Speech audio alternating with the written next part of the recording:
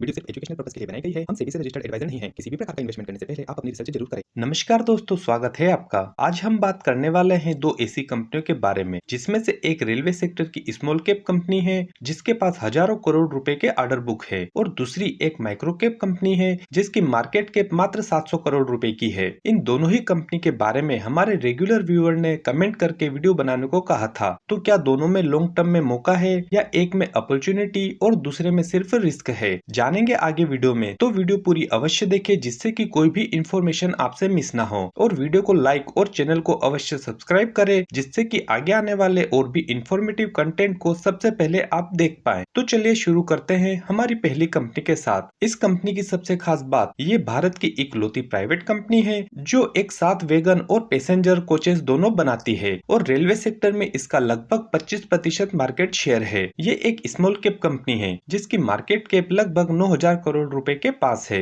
Stock का P 51 और industry P 49। तो कंपनी वर्तमान में एक फेयर वैल्यूएशन पर ट्रेड कर रही है। इसका ROC 16.6% और ROE 11.8%, जो कि ठीक है। कंपनी के ऊपर 637 करोड़ रुपए का कर्जा है जिसके सामने इनके पास में 2511 करोड़ रुपए के रिजर्व भी है, तो कंपनी को कर्ज मुक्त माना जा सकता है। इसकी होल्डिंग पर अगर नजर डालेंगे तो प्रोमोटर की कंपनी में 40.4% की होल्डिंग है, जो कि कम है। लेकिन यहाँ पर अच्छी बात यह है कि कंपनी में FII की 10.7% की और DII की 12.6% की अच्छी स्ट्रॉन्ग होल्डिंग बनी हुई है। कंपनी की सेल पिछले 3 सालों में 38% से और इसका प्रॉफिट पिछले 3 सालों में 883% से बढ़ा है, जो कि कंपनी की ग्रोथ को दर्शाता है। ओवरऑल अगर देखा जाए तो कंपनी के नंबर मिक्स नजर आते हैं, जहां ग्रोथ भी है और रिस्क भी, क्योंकि कंपनी में प्रमोटर की होल्डिंग काफी कम है। कंपनी की वर्तमान ऑर्डर बुक लगभग 26,000 करोड़ रुपए की है। इनके प्रमुख ऑर्डर्स में वंदे भारत प्रोजेक्ट शामिल है, जहां पर वंदे भारत ट्रेनों के निर्माण और 35 सालों तक उनके रखरखाव का बड़ा हिस्सा शामिल है। साथ ही मेट्रो प्रोजेक्ट, जहां पर मुंबई मेट्रो से हाल ही में कंपनी को 2481 करोड़ रुपए का बड़ा ऑर्डर भी मिला है, और रेलवे वैगन्स, जहां भारतीय रेलवे से मिला 24,000 से अधिक वैगन्स का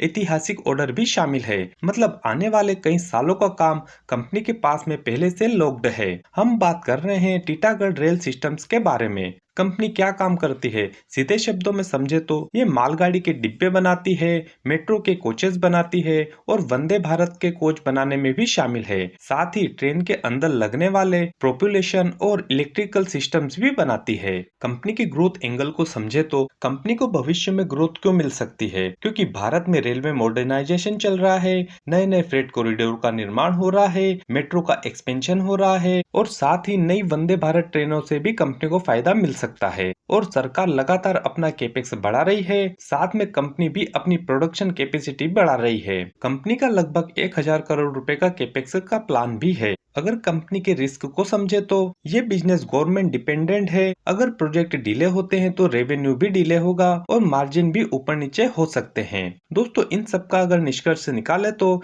बिजनेस इनका मजबूत है, ऑर्डर की विजिबिलिटी भी साफ है, लेकिन एग्जीक्यूशन और मार्जिन पर नजर रखना बहुत जरूरी है।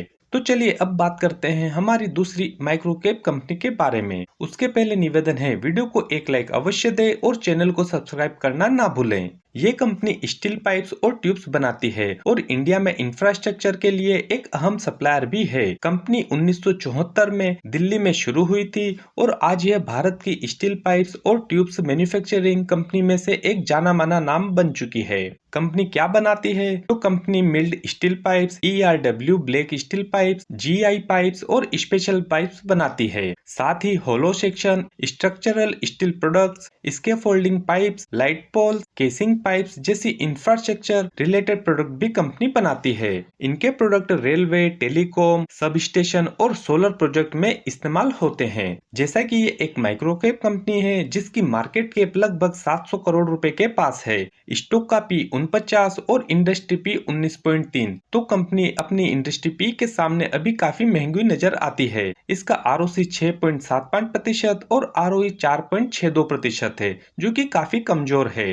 कंपनी के ऊपर 126 करोड़ रुपए का कर्जा है, जिसके सामने इनके पास में 303 करोड़ रुपए के रिजर्व भी मौजूद है। प्रोमोटर की कंपनी में काफी कम 33.8% की होल्डिंग है। FII की कंपनी में 5.73% की अच्छी होल्डिंग है। वहीं पर DII की कंपनी में किसी भी प्रकार की होल्डिंग नहीं है। कंपनी का प्रॉफिट पिछले 3 सालों में 10.9% से और इसका प्रॉफिट पिछले 3 सालों में नेगेटिव 16% रहा है। ओवरऑल अगर देखा जाए तो कंपनी के फाइनेंशियल काफी कमजोर नजर आते हैं। हम यहाँ पर बात कर रहे हैं रामा स्टील ट्यूब्स के बारे में। कंपनी ने अपनी इंस्टॉल्ड कैपेसिटी को बढ़ाकर लगभग 2,94,000 मीट्रिक टन पर एनम तक पहुंचा लिया है, जो पाइप्स और ट्यूब्स की मास प्रोडक्शन को सपोर्ट करता है। साथ ही ये कंपनी एक्सपोर्ट बिजनेस में भी अपना हिस्सा रखती है, जैसे UK, UAE, Germany, South Africa, Ghana जैसे देशों में ये अपने प्रोडक्ट को एक्सपोर्ट करती है। कंपनी के ग्रोथ एंगल को समझे तो भारत में इंफ्रास्ट्रक्चर, हाउसिंग, इरिगेशन और इंडस्ट्रियल डिमांड में तेजी है।